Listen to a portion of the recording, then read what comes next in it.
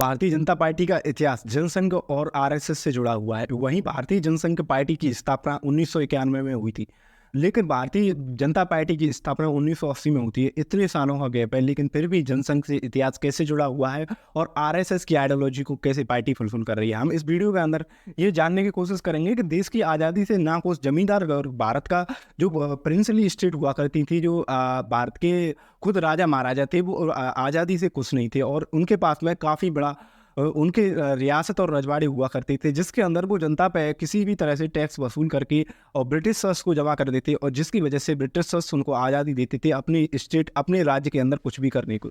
लेकिन आज़ादी के बाद में ये सब नहीं होने वाला था, इसलिए उस जमींदार वर्ग ने इस सबसे कांग्रेस की नीतियों से नाखुश होकर के एक कांग्रेस का विकल्प तलाशना शुरू कर दिया। स्टार्टिंग में तो इतना हार्डिंग पॉइंट हुआ करता था, जैसे नंबर 2 पर महात्मा गांधी की हत्या के आरोप आरएसएस पर लगे, और वहीं तत्कालीन भारत सरकार के गृह मंत्री सरदार वल्लभ भाई पटेल ने आरएसएस पे बैन भी लगा दिया था देश के अंदर बहुत सारी एक्टिविटी करने से।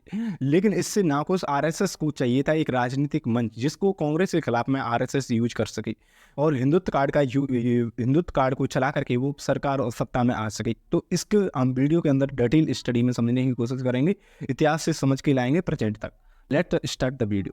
1951 में भारत सरकार के तत्कालीन उद्योग मंत्री हुआ करते थे श्यामा प्रसाद मुखर्जी। उन्होंने नेहरू कैबिनेट से अपना इस्तीफा देकर के, और ये कहते हुए, उन पर आरोप लगाते हुए कि मुस्लिम तुष्टीकरण की राजनीति कर रहे हैं जवाहरलाल नेहरू, यानी कि मुसलमानों के फेवर में डिसीजन लिए जा रहे हैं, वो इससे नाखुश हैं, इसलिए पार्टी से इस्तीफा देते हैं। दरअसल नेहरू ने उस वक्त में नेहरू लियाकत एक आयोग बनाया था, जिसके अंदर ये होना तय था कि दोनों देशों के अंदर अल्पसंख्यक जो माइनॉरिटी, हिंदुस्तान के अंदर मुस्लिम्स हैं, वहीं माइनॉरिटी में पाकिस्तान के अंदर हिंदू हैं, दोनों के लिए आयोग बनाए जाएंगे और सरकार उनकी सुरक्षा के लिए सरकार की जिम्मेदारी होगी। तो इससे नाखुश होकर के श्याम प्रसाद मुखर्जी ने इस्तीफा दे दिया। अब इस्तीफा देते ही उनके पास में वो सीधे आरएसएस के चीफ गुरु गोलवकार से मिले। आरएसएस के जो सरसंघ चालक उस वक्त के हुआ करते थे, उनके साथ में रणनीति बनाई किस तरह से भारतीय जनसंघ पार्टी का गठन किया जाना चाहिए, और 29 अक्टूबर 1991 में भारतीय जनसंघ पार्टी की स्थापना दिल्ली के अंदर कर दी। तो इसके फाउंडिंग मेंबर इस प्रकार हुआ करते थे, जिसमें श्यामा प्रसाद मुखर्जी।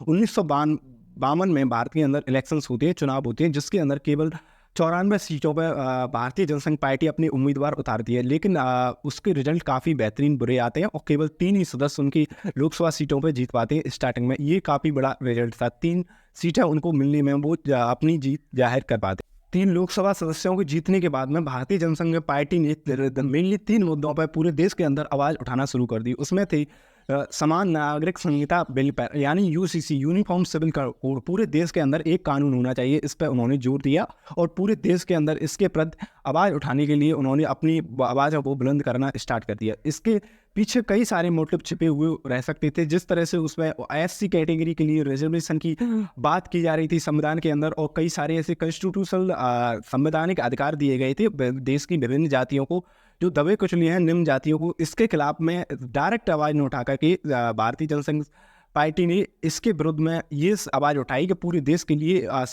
हर एक नागरिक के लिए समान कानून होना चाहिए। और दूसरा सबसे बड़ा मुद्दा उठाया वो था गौ हत्या पर रोक लगानी चाहिए, जो आरएसएस का मेन एजेंडा हुआ करता था, हिंदुत्व आइडियोलॉजी का एक तरह से मेन फैक्टर हुआ करता था, वो थी गौ हत्या पर रोक लगाना। इस गौ हत्या पर रोक लगाने की आवाज़ को उन्होंने बहुत तेज़ी से पूरे देश के अंदर उठाया। और तीसरा सबसे बड़ा मुद्दा था वो जम्मू कश्मीर के अंदर से 370 आर्टिकल को ख़त्म कर देना, यानी कि उस वक्त में जम्मू कश्मीर के जो राज्य हुआ करता था उसको कुछ विशेषाधिकार के तहत भारत के यूनियन स्ट्रक्चर में शामिल कर लिया गया था, लेकिन उसके लिए अलग संविधान हुआ करता था भारत से अलग। इसके प्रति में भारतीय जनसंघ ने अपनी आवाज़ उठाई और इसको पूरे भारत के लिए समान संविधान की बात वो करने लगे। ये तो उनका कंसेप्ट मुझे भी ठीक लगता है, क्योंकि किसी भी देश के एक राज्य के लिए अलग संविधान होना और पूरे देश के लिए अलग संविधान होना ये कहाँ तक जायज़ हो सकता है। लेकिन उस वक्त में हालात ही कुछ ऐसे थे, आज़ादी के वक्त में चारों तरफ ब्रिटिशर्स जिस स्थिति में भारत को छोड़ के गए थे कि उस स्थिति में कुछ भारत के नेताओं को कुछ दिखाई नहीं दे रहा था। किसी तरह से दंगे भड़का करके 2 देशों में आपस में भिड़वा करके छोड़ के गए थे। किसी भी तरह से भारत को एक जल्द से जल्द अपने आप में यूनियन बनाना था। एक साथ में इतनी प्रिंसली, इतने राज्य और रजवाड़े टुकड़ों में बटे हुए थे, उनको ये आज़ादी दी गई थी, आप अपने अकॉर्डिंग अपना कोई भी इंडिपेंडेंट देश बना सकते हैं, स्वतंत्र देश बना सकते हैं, और पाकिस्तान और भारत किसी भी साथ में मिल सकते हैं। लेकिन उस वक्त में उनके सरकारों के लिए महत्वपूर्ण था किसी भी तरह से ज़्यादा राज्यों को भारत सरकार में इस्टेब्लिश किया जाए। इसके लिए धारा 370 को हटाने के लिए जम्मू कश्मीर के अंदर से श्यामा प्रसाद मुखर्जी ने 11 मई को अपनी एक यात्रा शुरू करी जम्मू कश्मीर के अंदर। उस वक्त भारत के किसी भी नागरिक को जम्मू कश्मीर में जाने से पहले एक परमिट लेने की आवश्यकता होती थी, लेकिन श्यामा प्रसाद मुखर्जी ने ऐसा नहीं किया। बिना परमिट के जम्मू कश्मीर के अंदर यात्रा शुरू कर दी। वहीं पर तत्कालीन जम्मू कश्मीर के जो हुआ करते थे मेन लीडर शेख अब्दुल्ला ने उनको अरेस्ट करवा लिया, और अरेस्ट करने के कुछ 40 दिनों बाद ही उनकी मृत्यु हो जाती है।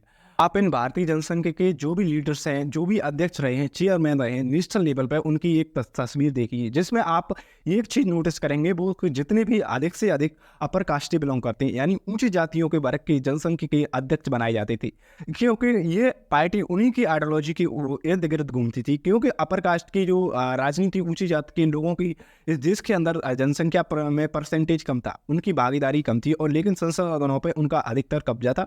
वही मेनली सामंतवाद व्यवस्था के किसी भी तरह से जातिवाद में फंसे हुए थे। उन्हीं के पास में वो राजा महाराजा हुआ करते थे, उनके पास में संसाधन ज़्यादा थे, लेकिन उसको संभालने के लिए उनकी जनसंख्या इतनी नहीं थी। इसलिए उनको ये ज़रूरत थी कि किसी तरह से नीचे कास्ट के लोगों को धर्म के नाम पर, राष्ट्रवाद के नाम पर उनको जोड़ा दिया जाए। दरअसल दूसरा पेज जनसंघ के इस बीजेपी पॉलिटिक्स में स्टार्ट होता है 1975 के बाद में। दरअसल 1975 में इंदिरा गांधी सरकार ने इमरजेंसी लगा दी थी। इसके विरोध में देश की सारी अपोजिशन पार्टियां एकजुट होने की कोशिश कर रही थी, सब गठबंधन बना रहे थे इंदिरा गांधी के खिलाफ में, क्योंकि इंदिरा गांधी उस समय पर एक तरह से तानाशाह के रूप में आ चुकी थी और पूरे देश के अंदर अपने विपक्ष में काम करने वाले नेताओं को पकड़ के जेल के अंदर डाल रही थी।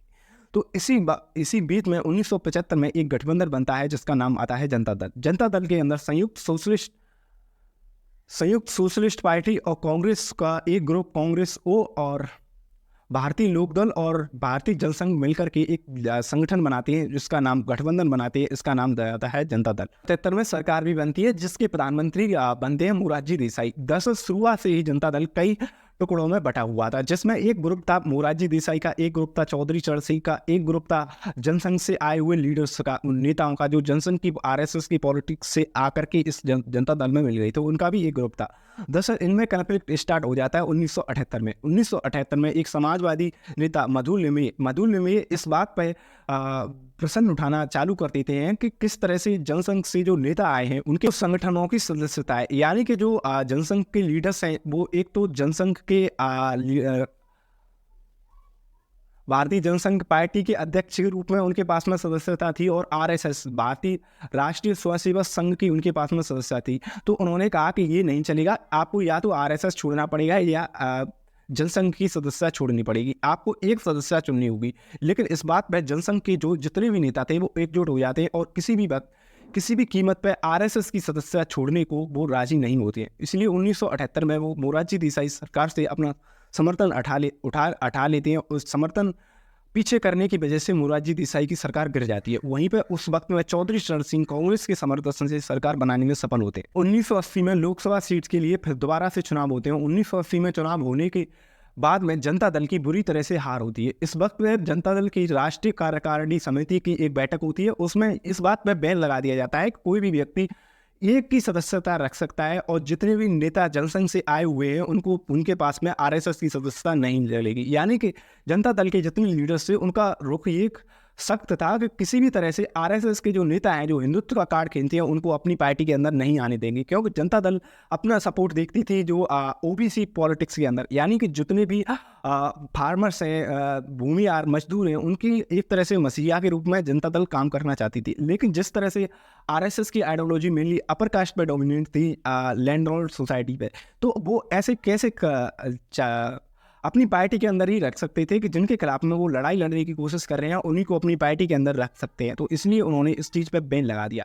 यहाँ से समाजवादियों की जनता दल जो मेनली सोशलिस्ट वर्ग था उनके रास्ते अलग हो जाते हैं उनसे जो जनसंघ से नेता आए थे।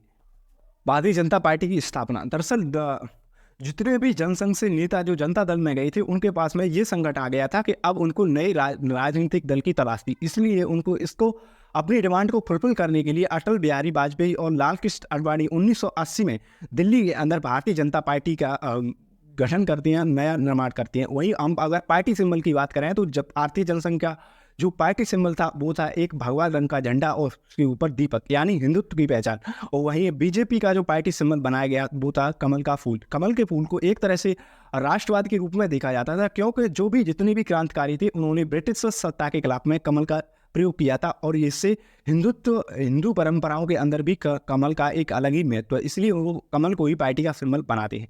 यहाँ से दसों दिशा बीजेपी की दिशा में फर्क आने लगता है। 1984 में इलेक्शंस होते हैं।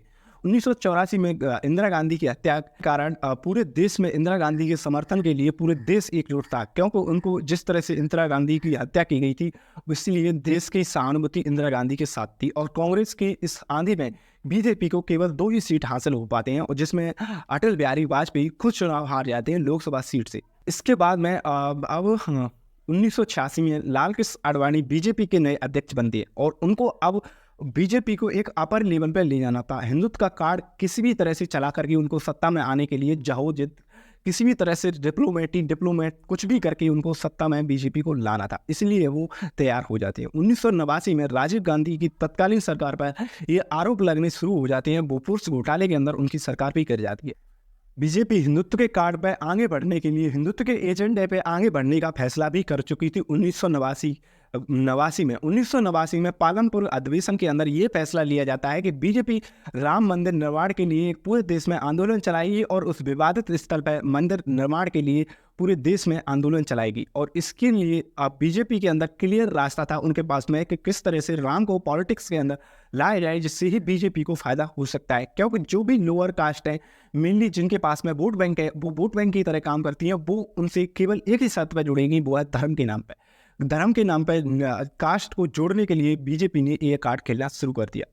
1989 में कांग्रेस की सरकार हार जाती है और गठबंधन की सरकार फिर 1989 में बनती है, जिसके अंदर विश्वनाथ प्रताप सिंह बीपी सिंह की सरकार बनती है, जिसको बीजेपी ने सपोर्ट किया था। बीजेपी की सपोर्ट की वजह से बीजेपी को 3 से 85 सीट पर सरकार बन जाती है। केवल राम मंदिर के एजेंडे को पूरे देश में बढ़ चढ़ करके उसको कैंपेन की तरह यूज किया गया, और जिसकी वजह से 3 से 85 सीट लोकसभा के अंदर बीजेपी की आ जाती है। अब पूरे केंद्र में बीपी सिंह की सरकार थी। बीपी सिंह ने मंडल कमीशन की आयोग की जो रिपोर्ट आई थी उनको देश में लागू करने का फैसला ले लिया था। इसके विरुद्ध में पूरे देश में आंदोलन होने लग रहे थे, और इसके खिलाफ में पूरे देश के अंदर एक तरह से जो जनरल कास्ट थी वो इस बात का विरोध करने लग रही थी कि उन्होंने मंडल कमीशन के अंदर जो 27% रिजर्वेशन की बात की गई है ओबीसी कास्ट के लिए, वो उससे नाखुश है। तो इस राजनीति से नाखुश होकर के अब मेनली पूरे देश में दंगे होने लग रहे थे। पूरे देश में एक तरह से अजब ही माहौल था।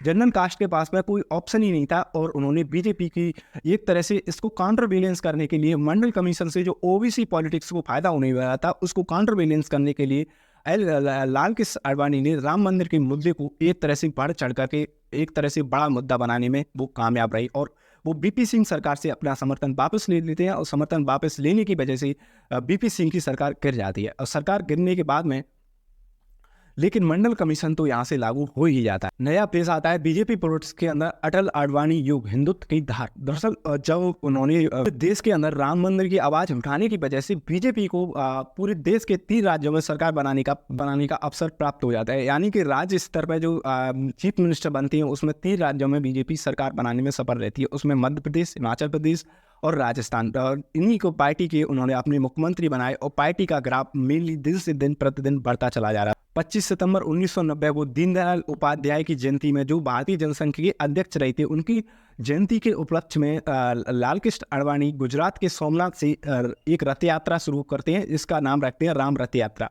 और ये गुजरात के सोमनाथ से पूरे भारत को नापते हुए, पूरे नॉर्थ इंडिया को नापते हुए ये अयोध्या, उत्तर प्रदेश के अयोध्या तक जाने वाली थी। लेकिन एक महीने बाद ही बिहार के समस्तीपुर में तो उस समय के तत्कालीन मुख्यमंत्री लालू प्रसाद यादव इस रथ को रोक लेते हैं और लाल कृष्ण आडवाणी को अरेस्ट करवा लेते हैं। लेकिन जो कार सेवक थे, जो उस रथ यात्रा में जा रहे थे, वो आगे बढ़ते चले जाते हैं और अयोध्या में जाकर के अपना दावा बोल देते हैं। और इसकी वजह से मुलायम सिंह यादव उस वक्त वह तत्कालीन मुख्यमंत्री थे उत्तर प्रदेश सरकार के अंदर, उन्होंने कार सेवकों के ऊपर फायरिंग करवानी थी, क्योंकि वो इस तरह से पूरे शहर के अंदर पूरे शहर के अंदर इकट्ठा हो चुकी थी, और अपनी न्याय व्यवस्था को देखते हुए उनके ऊपर वो फायरिंग शुरू कर देते हैं। और इससे जनता दूर हो जाती है और भड़क जाती है। पूरे देश के आंदोलन को एक तरह से कंसंट्रेशन को कम करने के लिए वो फायरिंग करवाते हैं। 1991 में लोकसभा के अंदर इलेक्शन होती है। 1991 में बीजेपी को 85 सीटों से बढ़कर के 120 सीटों तक ग्राफ बढ़ जाता है। इसके बाद में बीजेपी का ग्राफ बढ़ता ही जाता है और यहाँ पे अटल बिहारी वाजपेयी की एक बार 13 दिन के लिए और एक बार 13 महीने के लिए सरकार बनाने में सफल हो पाते हैं, लेकिन 13 महीने बाद उनकी सरकार गिर जाती है। 1999 में ही बीजेपी की फिर दोबारा से केंद्र में सरकार बनती है और 2004 तक अटल बिहारी वाजपेयी इस देश के प्रधानमंत्री रहते हैं। प्रधानमंत्री 2004 में बीजेपी को करारी हार का सामना करना पड़ता है और कांग्रेस फिर दोबारा से सत्ता में लौट करके आती है। 2000 से 2014 तक कांग्रेस की सरकार रहती है। वहीं अब नया एक एरा स्टार्ट होता है 2014 में, मोदी शाह युग, हिंदुत्व की धार और राष्ट्रवाद। 2014 में बीजेपी की राष्ट्र कार्यकारिणी समिति ने गोवा के अंदर एक बैठक की, जिसमें नरेंद्र मोदी को एक तरह से चुनाव प्रचारक के रूप में प्रस्तुत किया गया। उनको चेहरे को यूज करके बीजेपी उसके चेहरे का प्रयोग करेगी और सत्ता में वापस से चुनाव पाने के लिए, वापस से लौटने के लिए, और उनको प्रधानमंत्री प्राइम मिनिस्ट्रियल फेस बनाया गया। लेकिन 2014 में फिर 282 सीटों के साथ में लोकसभा में सरकार बनाने में सफल हो जाती है। वहीं 2017 तक बीजेपी की नरेंद्र मोदी ने यह कहा था कि इंदिरा गांधी के समय पर कांग्रेस की केवल 17 राज्यों में सरकार हुआ करती थी, लेकिन 2017 में हमारी सरकार है 19 राज्यों में बीजेपी की सरकार है। लेकिन इस पार्टी का पीक पहुंचता है 2019 में, जब 21 राज्य सरकारों के अंदर बीजेपी की सरकार थी। 2019 में फिर बीजेपी की जो लोकसभा के चुनाव होते हैं और इसमें बीजेपी फिर दोबारा से 303 सीट के साथ में, बहुमत के साथ में लोकसभा के अंदर सरकार 2014 के मुकाबले में ज़्यादा सीट जीत करके आती है। ये पहली गैर कांग्रेस पार्टी थी जो इतने बहुमत के साथ में सरकार बनाने में सफल हो पाती है। अब ये देखना होगा, आपको पता ही है 2024 के इलेक्शन में क्या होने वाला है। आप भी कमेंट सेक्शन में बता सकते हैं 2024 में कौन सरकार बनाएगा लोकसभा इलेक्शंस में। तब तक के लिए जय हिंद, मिलते हैं नेक्स्ट वीडियो में।